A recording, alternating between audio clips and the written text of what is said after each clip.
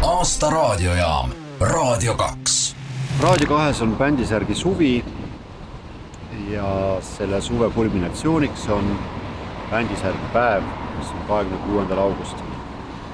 Ja täna räägime bändisärkidest Raadio 2 oma punkpolitseinikuga Mart Niinestele. Tere! Sinul on tõenäoliselt selline jube raske lugu seoses bändisärgiga, aga just nimelt sellega, mis on seljas on. Et sinu lemmikbänd Ramones ja nende logoga särk elab täiesti omaette elu bändist sõltumatult. Et kuidas sa seda lahti seletaksid? Ma seletaks seda lahti sellega, et on mõned sellised ägedad logod ja asjad, mis lihtsalt ajaga saavad natukene laiemaks sümboliks kui lihtsalt selle bändi fännimine. Et nad võib-olla lihtsalt tähendavad mingisugust laia tarbe tasandil hoopis mingisugust teatavat rokimeelsust või niimoodi. Et umbes kui asi läheb juba sinna kätte, et logo litsenseeritakse erinevatele kiirmoekettidele, see särk on konkreetselt siis H&M-ist ära päästetud mingi hipsteri käest.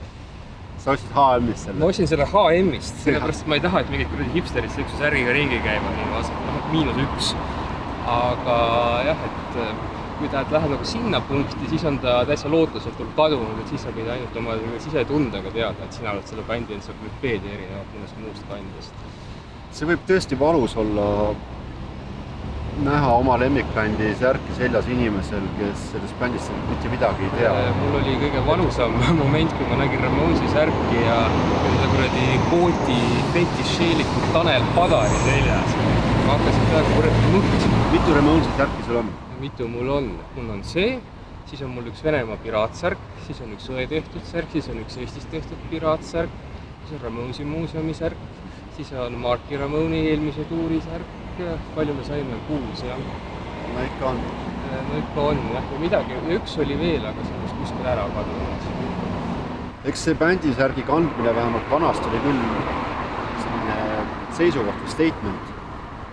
Et kuidas praegu sulle tundub, on see mõne särgiga võimalik kuidagi näiteks närvi ajada? Asi, mida sul meeldib väga teha? Ma arvan, et kui särgil pole mitte niivõrd bändi logo, vaid mingisugune sõnum, siis võib küll närvi ajada. Aga sellist bändi naljalt enam olemas ei ole? Sellist bändi, millega närvi ajada naljalt enam olemas ei ole, kuigi mul on kaasas üks Dvorsi särk, mille kujunduseks on siis pealuu ja kaks konti stiliseeritud peenist, eks, et seda ma ükskord Eesti Laulužüriis kandsin ja kõik pildid olid siit ülespoole tehtud. Väga hea. Palju sul särke on nüüd? Ma arvan, et ma saaksin ikka tubli 1,5 kuud iga päev särki vahetada niimoodi, et ei peaks pesema vahepeal. Et mingisugune 50 äkki. Pesemisest rääkides, millised on kõige suuremad vead bändisärki pestes? Valgeid ja musteid on see koos pesta. Räägi, millise bändisärki sa mitte mingil juhul selga ei paneks? Millise bändi särki ma mitte mingil juhul selga ei paneks? Ma arvan, et need on bändid, mis mulle ei meeldi, need, kelle särke ma ei kannaks. Isegi mitte, et kedagi ärritada?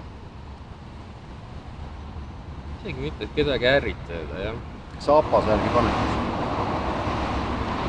Tegelikult üks kontekst on, kus võiks APA-särki täiesti vabalt laiates kanda, see on see, kui sa mängid oma bändiga ülases squatis ja teised bändid mängivad mingit kurja hardcore'i, et siis võiks küll APA-särgiga punkti mängida. Mart, kus sa oma särgid tavaliselt hangid? Reeglina hangin kas kontsertidelt, teinekord välismaas mõnest spetsbändisärgi poest, tellinud ei ole ja vahepeal olen ka ostnud eriti sõprade bändidelt otse lihtsalt, et kuule saame kokku. Ainukene viis tänapäeval bändi nagu tegelikult toetada, eks ju, osta nende merch'i. Just. Kontserdid oled nagu nii listis.